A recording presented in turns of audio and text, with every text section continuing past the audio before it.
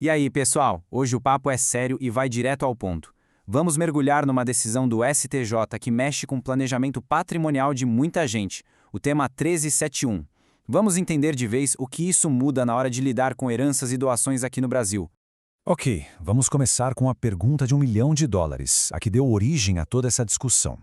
Pensa comigo, a Fazenda Pública, o fisco, pode simplesmente olhar para o valor que você declarou para um imóvel, numa herança, discordar e falar não, vale mais, e você vai pagar mais imposto sobre esse valor maior? Essa é a questão central. E olha, sem suspense, o STJ já bateu o martelo sobre isso. A Corte definiu que esse poder do fisco de reavaliar o valor de um bem não é uma invenção de algum estado, não. É uma prerrogativa, um poder que vem de uma lei federal que vale para todo mundo. O nosso velho conhecido Código Tributário Nacional. Então, para deixar bem claro, a resposta do STJ foi um sonoro sim. A autoridade fiscal pode sim abrir um procedimento para definir qual é o valor real de um bem, o que a gente chama tecnicamente de arbitramento. E o fundamento para isso está lá, cravado no artigo 148 do CTN. É lei federal, norma geral, não tem para onde correr. Beleza, a gente já sabe o resultado, né? Mas como é que essa briga toda começou? Para entender de verdade, a gente precisa voltar um pouco no tempo e ver o que estava acontecendo lá em São Paulo, onde um conflito de normas gerou uma baita insegurança jurídica e uma avalanche de decisões judiciais para tudo que é lado. E aqui, gente, está o pulo do gato da confusão toda. De um lado, a gente tinha uma lei estadual, a Lei 10.705, que era bem clara. A base para calcular o imposto, o ITCMD, era o valor venal do imóvel, aquele que está no carnê do IPTU. Simples, objetivo. Só que aí, do outro lado, o governo do estado publicou um decreto criando uma figura nova, o valor venal de referência, que na prática era quase sempre bem maior, mais perto do valor de mercado. Resultado, o imposto aumentava sem que a lei tivesse sido alterada. E aí, claro, a coisa virou um verdadeiro cabo de guerra jurídico. O Tribunal de Justiça de São Paulo, TJSP, batia o pé e dava ganho de causa para os contribuintes, dizendo que o decreto era ilegal, que o que valia era a lei. Mas o fisco paulista não arredava pé, sabe? O argumento deles era, olha, o meu poder de questionar esse valor não vem desse decreto, não, vem de uma lei maior, o Código Tributário Nacional. Essa briga precisava de uma solução nacional e por isso chegou ao STJ. Ok, agora a gente entra no ringue dos argumentos jurídicos. O que a gente vai ver aqui é o choque de dois gigantes do direito tributário. De um lado, o princípio da legalidade e do outro, a hierarquia das leis.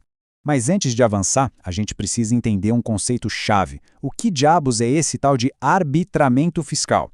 Bom, o artigo 148 do CTN explica.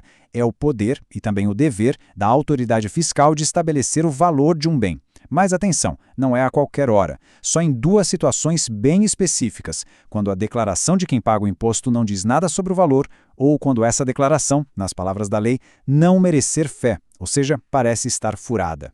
Esse slide aqui mostra bem a briga, lado a lado. A galera que paga o imposto dizia o seguinte, escuta, um simples decreto não pode me fazer pagar mais imposto do que a lei manda. O princípio da legalidade é sagrado. A regra é a da lei estadual e pronto. Já o fisco vinha com outro argumento, super forte. Meu poder de arbitrar não vem no decreto, ele vem direto do CTN, que é uma lei complementar federal. E quando a regra do Estado não funciona direito, a minha prerrogativa federal passa por cima.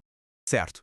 Com todos os argumentos na mesa, vamos agora analisar o que essa decisão do STJ significa na prática, no mundo real do direito tributário e do planejamento patrimonial das pessoas.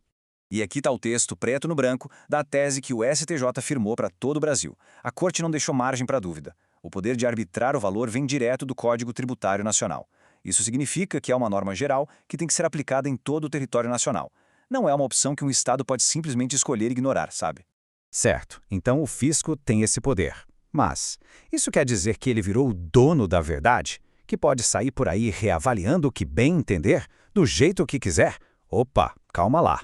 A resposta do próprio STJ para essa pergunta é um grande e sonoro não.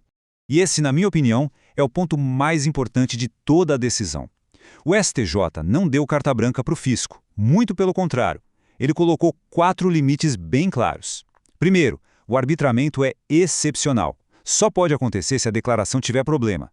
Segundo, é subsidiário, ou seja, só entra em campo se a regra da lei do Estado for inadequada para aquele caso. Terceiro, é um poder vinculado. Não é uma escolha do fiscal. Se as condições estiverem lá, ele tem que agir. E por último, e talvez o mais importante, é garantista. Tem que ter um processo administrativo certinho, com direito do contribuinte de se defender, apresentar provas, tudo como manda o figurino. Aí fica a pergunta, o STJ inventou moda com essa decisão? Foi ativista? De jeito nenhum. Na verdade, foi uma decisão bem conservadora. A Corte não criou nenhum direito novo para o fisco.